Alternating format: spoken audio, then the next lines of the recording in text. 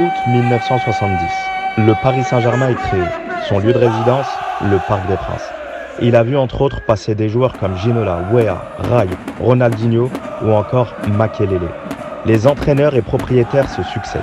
L'ère Echter, Borelli, Canal+, Colonie Capital ont vu à leur palmarès des trophées nationaux, une Coupe des Coupes remportée en 1996 et même une demi-finale de C1 en 1995 perdue contre la grande équipe de l'AC Milan. Bon, déjà, moi, je ne suis pas d'accord avec ça parce que moi, j'ai vu Thiago Silva plein de fois faire de très très bons matchs. C'est le capitaine de l'équipe de PSG. Ça fait quoi? Ça fait 5 ans, 6 ans. Si je me rappelle bien, lui, il vient d'arriver. Au bout de 1 mois, 2 mois, il était déjà capitaine. Et on parle d'un joueur fragile. Le poids que le PSG aujourd'hui il prend, je ne pense pas. Moi, je ne suis pas d'accord avec ça. Et en fait, c'est des choses qui s'arrivent, qui des fois, on ne peut pas contrôler. C'est la grosse question. Après, on a certains paramètres qui nous disent qu'on va déjà aller un petit peu plus loin. On ne va pas brûler les étapes. On ne va pas faire la fine bouche parce qu'on a assez mangé notre pain noir pour se dire que voilà, on va attendre d'abord l'affrontement contre Dortmund. Elle dit bon courage à Thomas Tuchel pour trouver un 11 de départ.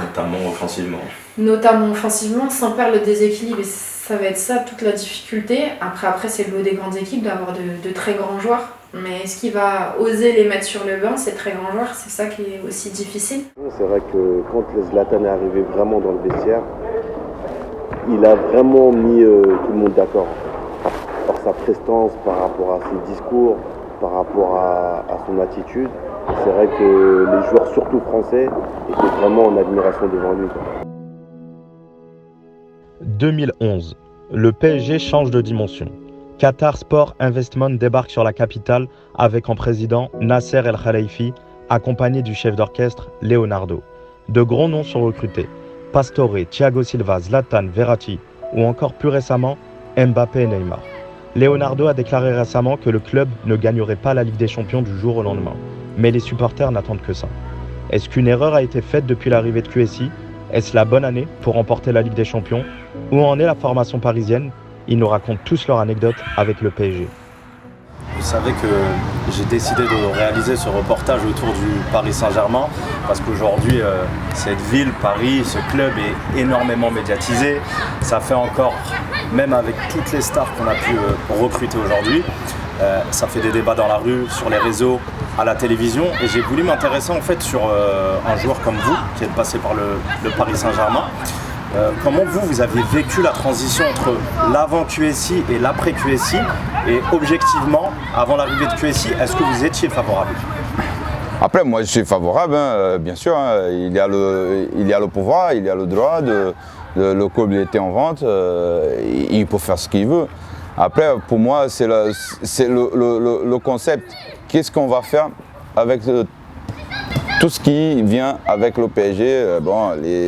Les personnes qui ont acheté le PSG, ça c'est sûr, ils sont très très riches. Ça, il n'y a rien qui peut cacher ça. Après, qu'est-ce qu'on fait au niveau sportif? Où on va avec le niveau sportif? Et pour moi, je pense qu'ils ont mis les barrières très tôt pour une chose il n'y a pas besoin. Parce que ça va venir. De temps en temps, ça va venir. Il y a des années, il faut préparer bien l'équipe. Il faut aussi mettre de la qualité des joueurs. Il faut aussi mettre des joueurs qui ont l'expérience, qui ont l'habitude de gagner. Donc, plus on perd, plus on prend l'habitude de perdre. Bien sûr, ils ont la possibilité de faire une très très bonne équipe. Après, pour faire une très très bonne équipe, oui, tu as besoin de sous. Oui, mais après, la performance, c'est totalement différent. Oui. Vous êtes prêts? Oui. Ici c'est Paris. Ici c'est Paris. Ici c'est Paris. J'étais favorable. Après, c'est vrai que je suis très bien placé pour m'exprimer. Parce que c'est vrai que je suis arrivé au Paris Saint-Germain sur la première ère qatari. Et j'ai vu beaucoup de choses qui se sont passées. J'arrivais quand même d'un club qui était réputé mondialement parlant, qui était la Juve. Donc voilà, la transition elle s'est faite naturellement. Et c'est vrai que c'était normal qu'une ville comme Paris ait un club de l'envergure du Paris Saint-Germain. Oui, bien évidemment. On sait très bien que dans le football actuel, l'argent fait quand même énormément de choses. Il faut être très honnête.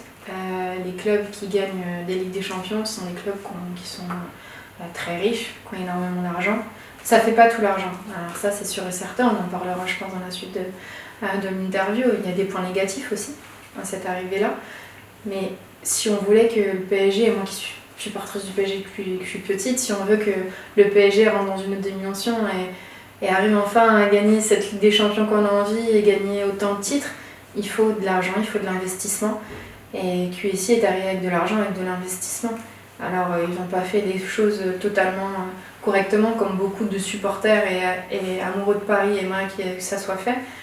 Mais il faut être honnête, depuis qu'ils sont arrivés, le nombre de titres qu'on a gagnés, alors certes c'est qu'en France, les gens se plaignent de ça, mais s'ils n'étaient pas là, on n'aurait pas autant de titres de champion de France, de Coupe de France et de Coupe de la Ligue. Donc mine de rien, oui, pour moi j'ai vu ça positivement parce que je savais qu'ils allaient investir dans notre club et que ça allait aider l'équipe masculine à se structurer encore plus, à faire venir des stars, à faire venir des grands joueurs. Parce qu'on sait que s'il y a de l'argent, les grands joueurs viennent, forcément. Et donc du coup, à lever le niveau de l'équipe. Donc oui, je voyais ça d'un très bon œil. Bah écoute, au départ, en fait, tu sais pas trop ce qui arrive. Tu sais que voilà, il va y avoir plus de moyens, que certainement des grands joueurs vont arriver parce que quand tu as plus d'argent, tu as plus de possibilités d'amener des joueurs de grande qualité dans le club. Donc ça, c'est plutôt positif. Après, dans la politique et dans l'esprit, tu sais pas trop comment ça va se dérouler. Donc là, je peux faire le bilan maintenant en ayant vu comment ça s'est passé. C'est plutôt que du positif, même si y a des points qui sont encore à améliorer, mais dans l'esprit, dans le contenu sportif, c'est plutôt plus qu'encourageant, puisque tu as forcément changé ton visage, tu as forcément changé tes performances. Ça a mis un peu de temps. Le côté, si j'ai des choses négatives à dire, c'est sur le fait d'être arrivé en clamant haut et fort peut-être que tu voulais gagner la Ligue des Champions, même si c'est un secret de polichinelle. Tout le monde veut gagner la Ligue des Champions, mais voilà, le fait d'avoir mis cette pression supplémentaire sur les joueurs, je suis pas sûr que dans l'absolu c'était nécessaire. Du coup, à chaque fois que tu avais un échec, et on le vit encore aujourd'hui, on se dit que tu ne remplis pas les objectifs, et du coup ça remet une pression supplémentaire aux joueurs qui sont là ou qui sont là depuis longtemps, et ceux qui arrivent derrière, qui sont là pour reprendre le flambeau. Ouais, non, ça c'était pas nécessaire. Un autre point, pas forcément négatif, mais qui met du temps à se mettre en place, c'est justement ce retour aux anciens, la reconnaissance de ce qui s'est passé avant. Pareil, ils ont voulu faire une coupure pour essayer d'amener un renouveau, mais en fait, quand on arrive dans un club et qu'il y a eu un certain vécu, on essaye de s'appuyer sur ce vécu pour amener des choses nouvelles et pour faire progresser le club. Et c'est pas ce qui s'est passé, donc c'est un petit peu dommage, mais voilà, ils sont en train de rectifier un petit peu le tir en ce moment, donc il n'y a pas de souci, mais c'est vrai que c'était un petit peu les fausses notes de cette arrivée qatari.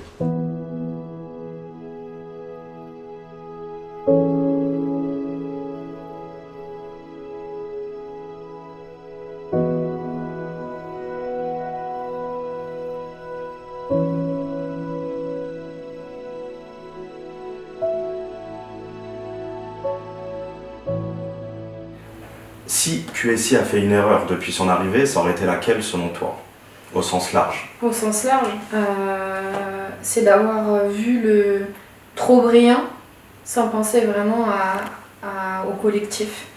Il y a eu de très bons joueurs qui sont venus, et on en avait besoin. Le problème, c'est qu'au final, les joueurs ont pris le pouvoir par rapport au club.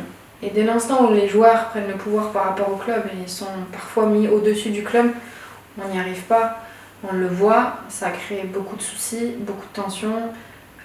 Certains joueurs pensent qu'ils sont arrivés, ils se pensent au-dessus de tout, et donc ça marche pas. Et pour moi, une équipe, c'est pas 11 joueurs, les 11 meilleurs joueurs du monde. C'est, comme tu le disais, c'est un collectif, c'est une association de joueurs. Il faut des charbonneurs sur le terrain, il faut des joueurs très techniques, il faut des leaders, il faut de tout pour faire une équipe complète et une équipe qui marche.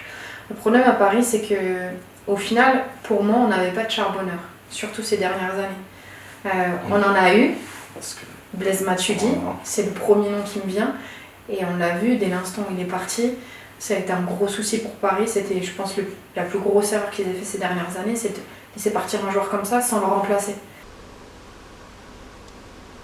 Il n'y a pas forcément d'erreur pour l'instant, à part celle de communiquer sur la Ligue des Champions et de rajouter cette pression supplémentaire.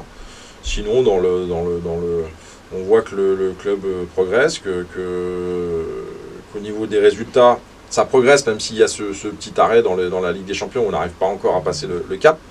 Mais je ne suis pas inquiet pour ça. C'est pas que c'est une erreur. Après, moi, je comprends le concept qu'ils essayaient de mettre parce qu'ils essayaient de gagner la Ligue des Champions, par exemple, le plus vite possible.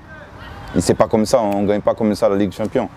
Même si on voit Real Madrid faire 3 années, regardez le temps qu'il a mis pour former cette équipe.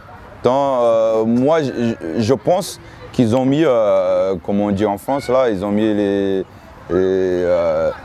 les barrières avant trop hautes. Ouais. Et moi, ce que je vois, c'est qu'il y a des choses très positives au niveau national. Parce qu'il n'y a pas beaucoup d'équipes qui ont gagné tellement de titres que PSG aujourd'hui, d'affilée, des titres importants, qu'ils ont fait la Coupe de Ligue, Coupe de France. Et combien de fois qu'ils ont mis le match de début de saison de champion. Et ça, on ne valorise pas. Et ça, qu'est-ce qu'il y a? Si on gagne la Ligue des Champions, c'est bon. Mais moi, je suis persuadé que si on gagne la Ligue des Champions et on lâche le championnat, ça va être difficile aussi pour le PSG. Est-ce que tu ne mettrais pas, pour toi, tu mettrais pas le doigt sur certains mercatos, certains départs, certaines arrivées, l'éventuel départ et retour de Leonardo, par exemple? Pour toi, ça n'a pas Ça, si, c'est vrai. Ça, c'est un point positif sur l'absence de Leonardo entre son arrivée, la première et la deuxième. Forcément, on a vu la différence. Maintenant, est-ce que c'est des erreurs? Ça fait partie de la vie d'un club. Donc, on fait des choix à un moment donné en pensant que c'est les meilleurs. Et puis, finalement, les résultats te disent que Alors après, il y a eu des circonstances particulières pour Leonardo. Je ne suis pas sûr qu'il serait parti s'il n'avait pas été suspendu par la commission de l'arbitrage. Donc voilà, c'est différent. Mais non, sinon le reste, les mercatos, tu fais des essais, tu te trompes. Voilà, dans l'ensemble, c'est quand même plutôt pas mal. Tu as vu des joueurs de qualité, tu as vu du spectacle. Tu n'as pas eu les résultats que tu voulais peut-être, mais dans l'ensemble, c'était bien. Après, le recrutement, si tu regardais, vraiment, il n'y a pas beaucoup d'erreurs. Il n'y a pas beaucoup d'erreurs. Bon, si on regarde au début de Leonardo, tous les joueurs que Leonardo il a ramenés, ils sont là, ils jouent aujourd'hui. C'est l'équipe type. Hein, Marquinhos, Verratti, Thiago Silva, bon, Ibrahim. Mais il y a eu un moment où il n'y avait plus Leonardo. Il n'y avait plus Leonardo, il y avait d'autres concepts. Et là, c'était le concept plus médiatique, qui c'était d'acheter Bergkamp, d'acheter Neymar, d'acheter Mbappé. C'était plus médiatique. Et aujourd'hui, je pense qu'ils sont calmés un petit peu ce niveau-là. Ils sont commencés à regarder plus sportivement. Et sportivement, s'il veut vraiment arriver en Ligue des Champions, il faut beaucoup travailler. Il faut beaucoup travailler avant le médiatique, avant tout ça. Il faut que le terrain il parle pour eux-mêmes. Il a manqué aussi d'autorité dans ce club-là. Le retour de Leonardo fait énormément de bien, ça c'est sûr et certain. Quand Leonardo est arrivé, il y avait quand même un patron. Les joueurs ne pouvaient pas faire tout ce qu'ils voulaient faire. Leonardo est parti pour les raisons que tout le monde sait, la suspension, plein de choses différentes. Et là, c'était compliqué parce que l'entraîneur n'avait pas tous les pouvoirs au final. L'entraîneur, il était là, mais au final, c'était les joueurs qui décidaient. Et pour moi, c'est pas comme ça que ça marche un club. Alors, on le voit avec le retour de Leonardo cet été. On sent qu'il y a à nouveau un vrai patron, qu'il y a des règles, qu'on a beau être la star de l'équipe, le joueur le mieux payé, il n'y a pas de passe-droit. Et dès l'instant où il y a ça dans un club, associé à des bons joueurs, associé à un collectif, associé à une complémentarité, c'est là qu'on peut réussir à gagner des titres. Non, il n'y a pas réellement d'erreur. C'est juste, voilà, c'est deux que j'ai dit tout à l'heure, où le lien avec les anciens, où on doit peut-être s'appuyer sur les anciens. C'est pas parce que c'est une autre génération, que c'était une autre vie du club, qu'on ne doit pas s'appuyer dessus. On l'a vu contre Manchester United, où ça a été mis en lumière, où voilà, le club de Manchester s'appuie sur ses anciens. On peut prendre l'exemple, il y a d'autres clubs comme ça, il y en a un autre aussi en France, où Lyon le fait très bien. On peut très bien réaliser le fait d'avoir des investisseurs, d'avoir des anciens qui appuient le club ou qui sont là pour représenter le club, parce que c'est exactement ce que c'est. Ils sont là pour représenter le club. C'est les premiers ambassadeurs du club. Ils sont passés par le club avant. Ils ont eu les résultats qu'ils ont eus. Ils ont partagé cette image. Et maintenant, pour reprendre l'exemple de l'AS, voilà, il y a beaucoup d'échanges. Il y a beaucoup d'anciens dans le staff du club. Donc voilà, c'est un peu ce retour, j'allais dire, à l'investissement qui a été fait pour les joueurs qui sont passés auparavant. Ça, peut-être mettre un peu plus l'accent dessus. Je pense que moi, la chose que je reproche au Paris Saint-Germain, c'est de ne pas avoir des éléments du club. C'est-à-dire, quand tu vas à Liverpool, les boss, entre guillemets, de ces équipes-là, c'est vraiment des scouts, des gens de la maison. Et je pense que le Paris Saint-Germain, avec le nombre de jeunes talentueux qu'ils ont, je pense que ça aurait été une bonne chose de donner beaucoup plus d'importance à des jeunes comme Rabiot, à des jeunes comme Moussa Diaby, à des jeunes comme Nkoukou, parce que c'est vraiment des gens de la maison. Et c'est sur ces mecs-là qu'il faut s'appuyer pour justement faire en sorte que le club soit encore mieux.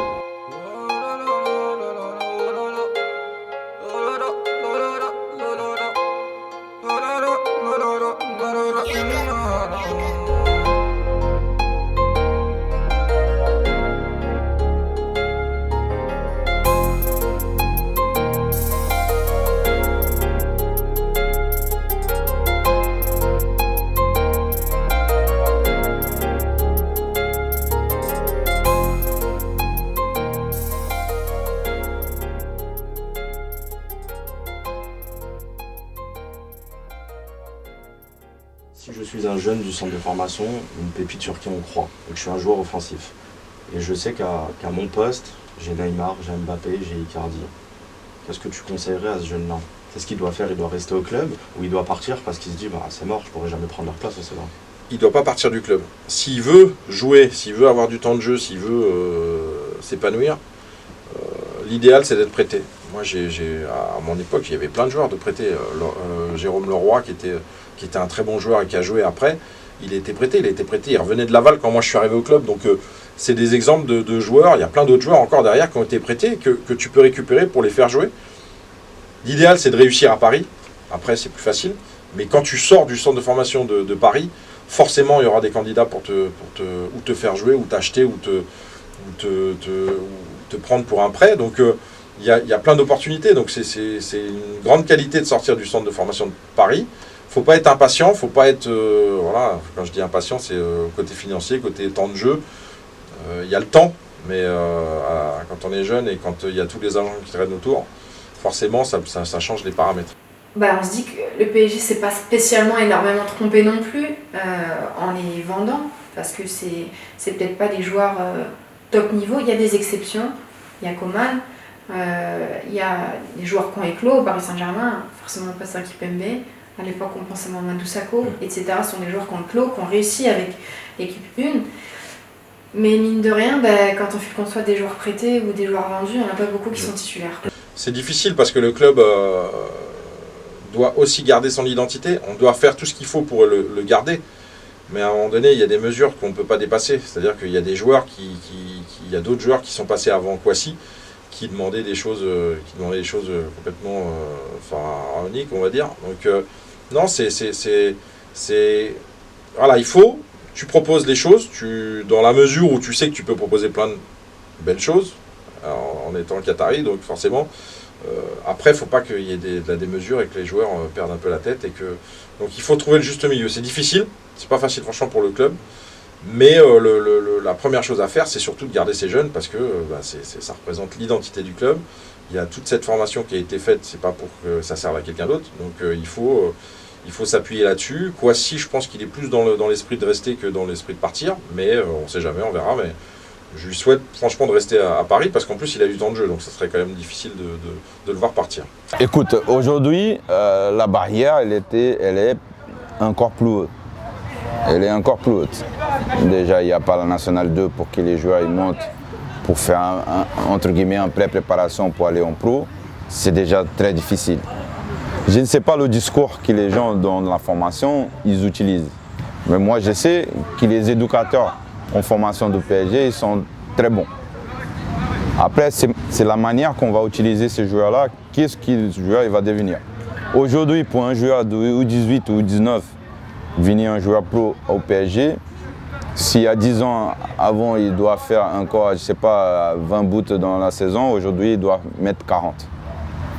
Donc c'est aux jeunes vraiment de hausser son niveau de jeu. Il faut qu'ils soient au niveau du jeu, ils soient au-delà de tout ce qui ça vient avec le PSG. Donc il faut qu'ils soient performants, il faut qu'ils travaillent plus encore parce que là, dès qu'ils arrivent à avoir l'opportunité d'aller en entraînement de les pros pour s'entraîner avec les pros quand les pros ils ont besoin, c'est là le championnat du monde pour.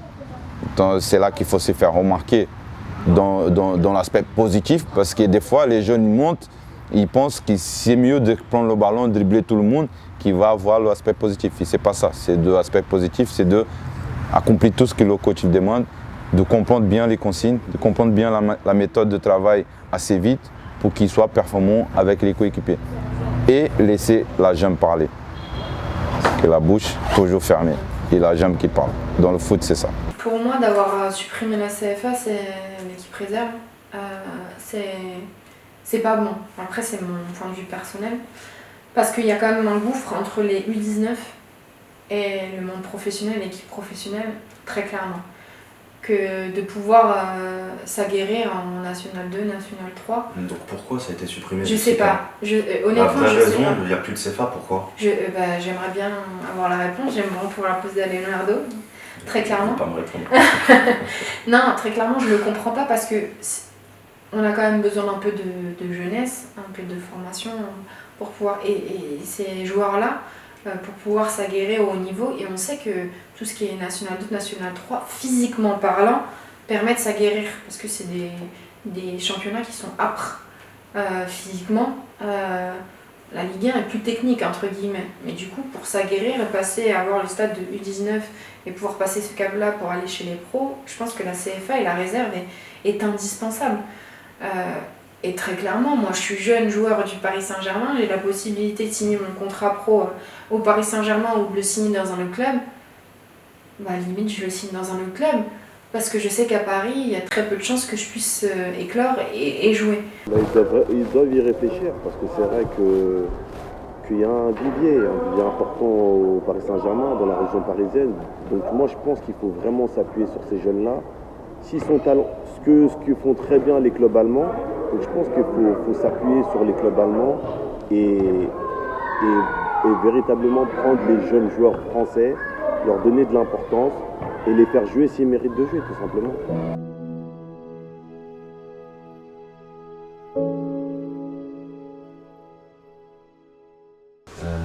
Est-ce que tu as une anecdote particulière que tu as vécue ou que tu as entendue, une anecdote autour du Paris Saint-Germain que peut-être tu as toi-même vécu au PSG? Quelque chose ça peut être insolite, ça peut être triste, ça peut être...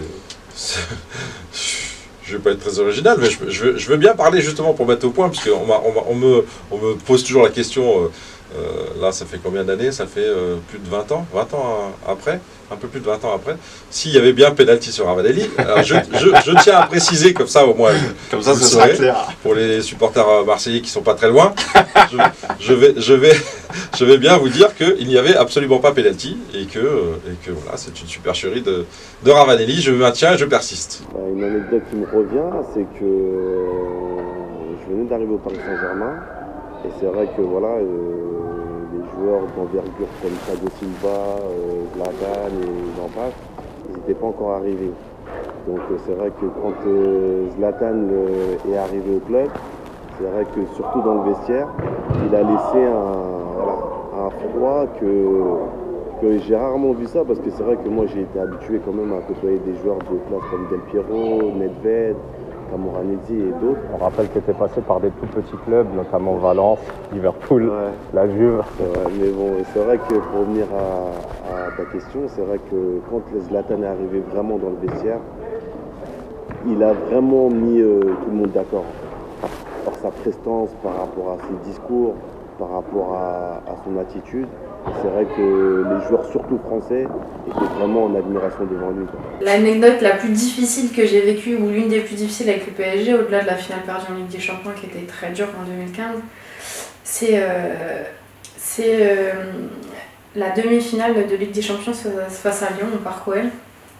Je suis suspendue, donc le match est compliqué, il y avait beaucoup de suspendus, on perd 3 joueuses en 40 minutes sur blessure, enfin scénario catastrophe, et là 1 but, 2 buts, 3 buts, 4 buts. Et là plus les buts avançaient, plus je m'enfonçais dans mon siège. C'était compliqué à vivre. Et t'as été chambré peut-être autour? Ouais, forcément un petit peu, mais très gentiment, mais en me disant en gros, bah tu sais où tu dois aller quoi, pour pouvoir gagner. Et c'est très dur parce que, alors oui, l'année d'après je suis allée à l'Olympique Lyonnais, j'ai fait ce choix-là qui était très difficile. C'est pas moi qui ai envoyé le SMS pour dire l'agent c'est bon j'accepte. Non mais très clairement, tellement j'ai Mais ça s'est aimé passé le PSG. comment? Raconte-nous. Ça s'est passé que Lyon me faisait l'appel du pied depuis très longtemps et ils avaient un vrai projet. Il y a aussi le fait forcément que j'avais envie aussi de gagner des titres, très clairement, de me mettre en danger en tant que joueuse, d'aller dans la meilleure équipe du monde parce que c'est très clairement la meilleure équipe du monde et me confronter au quotidien même si j'avais un gros effectif. Au PSG, que j'étais avec de très grandes joueuses, mais au quotidien, on est dans la difficulté pour pouvoir moi aussi progresser et franchir un cap. C'était dur. Mais grâce à ça, t'as gagné des Mais titres. grâce à ça, j'ai gagné des titres. Alors, beaucoup diront que bon, la deuxième année, j'ai gagné la Ligue des Champions, mais j'ai été 7 mois blessée. La première année, je l'ai gagnée, et beaucoup diront, ouais, mais tu l'as gagnée, mais tu as joué la finale sur le banc. Oui, certes, j'ai fait la finale sur le banc, mais j'ai fait tous les autres matchs, j'ai fait les 2 demi-finales. Etc. Donc je prends pas vraiment, au final, j'ai juste pas joué la finale. Mais oui, j'ai gagné des titres, donc je le regrette pas. Et en même temps, c'était un déchirement, très clairement, de partir du PSG. Et comme je te dis, l'anecdote, c'est que c'est pas moi qui ai envoyé le message à mon agent pour dire allez, ok, d'accord, j'accepte. La proposition, c'est mon mari. Benjamin. Ouais, c'est Benjamin, mon mari. Je dis franchement, je peux pas écrire. Je peux pas écrire oui, en fait, j'arrive pas à me dire que l'année prochaine, je vais plus porter ce maillot du Paris Saint-Germain.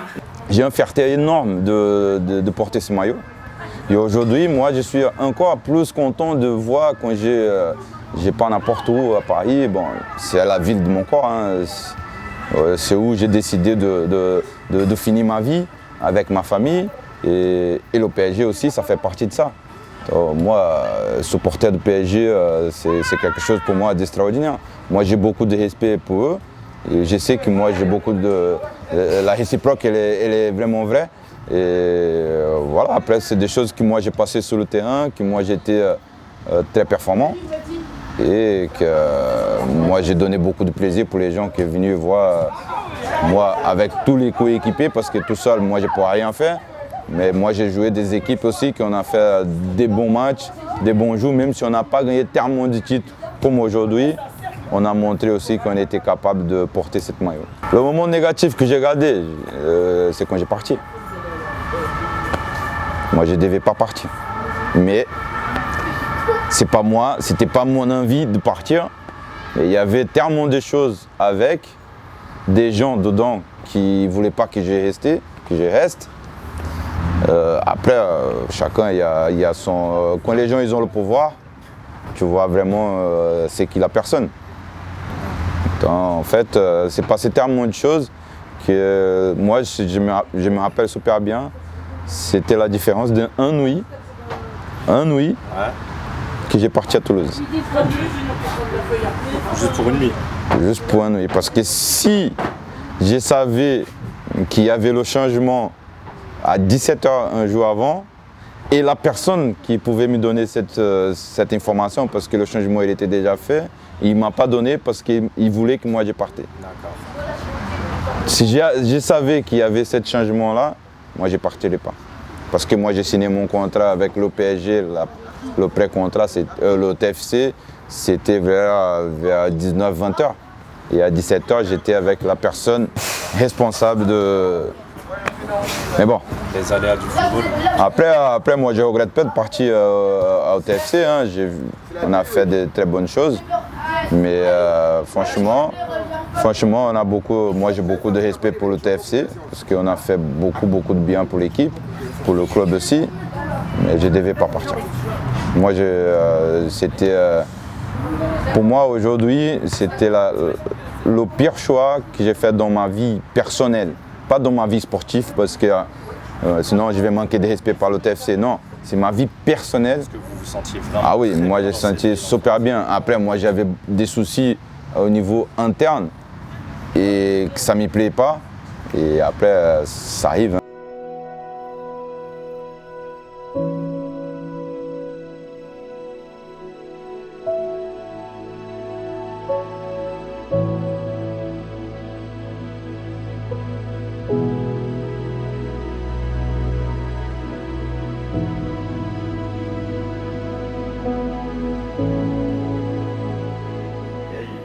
Est-ce que c'est la bonne année pour le Paris Saint-Germain pour gagner la Ligue des Champions? Honnêtement, je sais pas parce que de ce que je vois depuis le début de saison, alors autant il y a des coups d'éclat, on pense notamment au Real de Madrid forcément, mais autant des fois ils sont très décevants dans beaucoup de domaines. Je pense qu'il y a encore des manques à certains postes. Et en plus de ça, il va falloir faire aussi avec l'arrivée et le retour de tous les blessés. Et je dis bon courage à Thomas Tuchel pour trouver un 11 de départ. Notamment offensivement, sans perdre le déséquilibre. Et ça va être ça toute la difficulté. Après c'est le lot des grandes équipes d'avoir de très grands joueurs. Mais est-ce qu'il va oser les mettre sur le banc, ces très grands joueurs? C'est ça qui est aussi difficile. Et je pense aussi, et ce que j'espère, je le disais sur le plateau de Canal, c'est d'arrêter les tests.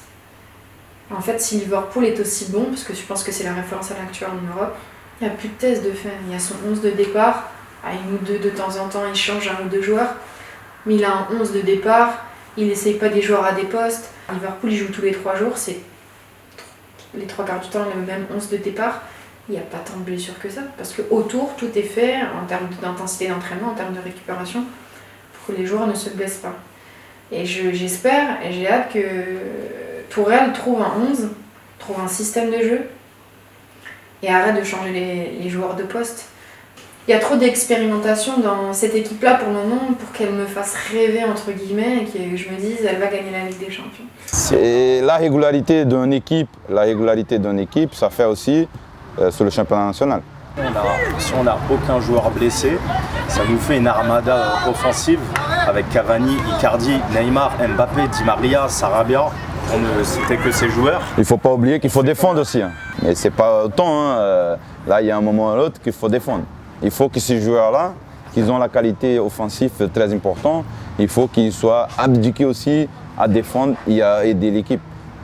Et après, ça peut vraiment marcher. C'est une question qui revient assez souvent. Je pense que le Paris Saint-Germain a toutes les armes, surtout actuellement, offensivement parlant. Avec des mecs comme Mbappé, Neymar qui revient super bien et je suis vraiment très content pour lui. Maintenant, il faut savoir que les autres équipes sont armées aussi. Donc, vous savez, la Ligue des Champions, il y a beaucoup de chance, il y a beaucoup de tirage au sort qui est favorable ou non. Il n'y a pas de petites équipes quand tu arrives à partir des huitièmes de finale. Donc on va voir ce qui va se passer, mais je pense qu'avec l'effectif qu'ils ont, je pense qu'ils seront dans le dernier carré. Donc quand on regarde bien, chaque année, que ce soit les supporters, la ville, ils veulent tous la Ligue des Champions, et même le club veut la Ligue des Champions, mais la Ligue des Champions, c'est pas aussi simple que ça.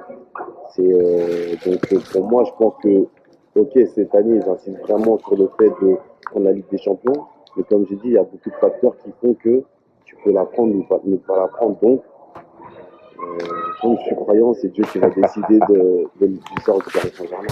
À lire des commentaires à droite à gauche d'après-match, les joueurs brésiliens sont un petit peu jugés comme joueurs trop émotifs. On a le souvenir de Thiago Silva qui était en pleurs, Ouais. 7-2, les remontadas.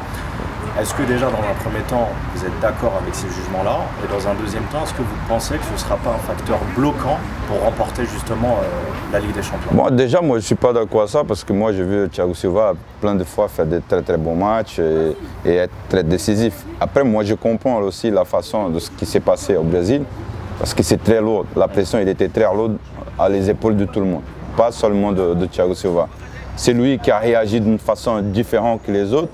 mais on ne peut pas jouer lui fragile. C'est le capitaine de l'équipe de PSG, ça fait quoi? Ça fait 5 ans, 6 ans, si je me rappelle bien. Lui, il vient d'arriver, au bout de 1 mois, 2 mois, il était déjà capitaine. Et on parle d'un joueur fragile.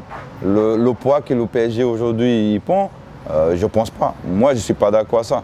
Et en fait, c'est des choses qui s'arrivent, qui des fois, on ne peut pas contrôler.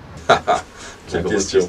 Bah, c'est la grosse question. Après, on a certains paramètres qui nous disent qu'on va déjà aller un petit peu plus loin. On ne va pas brûler les étapes. On va pas faire la fine bouche parce qu'on a assez mangé notre pain noir pour se dire que voilà, on va attendre d'abord l'affrontement contre Dortmund qui est plutôt, j'allais dire, qui s'annonce plutôt bien. Maintenant, on est encore à 2 semaines, voire 3 semaines du match. Ça nous laisse plein de choses à anticiper. Donc on va attendre. Mais non, ouais, il y a si tu prends l'effectif. Est-ce qu'il y a quelque chose dans ta... Est-ce qu'il y a un Barcelone à Manchester qui a fusé dans ta tête là en direct? Il y a surtout un traumatisme. C'est même pas par rapport au match, parce que match, bon voilà, ça se passe quand tu as tes meilleurs joueurs, ça va. Le problème, c'est que tu n'as pas tes meilleurs joueurs quand tu joues ces matchs-là. Donc c'est difficile en fait. C'est que Paris se retrouve trop souvent avec des joueurs importants, voire déterminants pour obtenir tes résultats, que tu as fait venir pour ça et qui finalement ne vont pas jouer donc ça fait beaucoup. Donc j'allais dire j'espère, parce que s'il faut là ils vont être au complet et qu'ils vont perdre, donc on sait jamais, mais j'espère sincèrement que ça va me faire mentir et que au contraire le fait d'avoir tout le monde va nous permettre d'aller plus loin. Je veux pas brûler les étapes. Non, j'aime pas brûler les étapes. T'as pas de pronostic? Non, j'ai pas de pronostic, mais bon, c'est vrai que les conditions sont plutôt favorables cette année.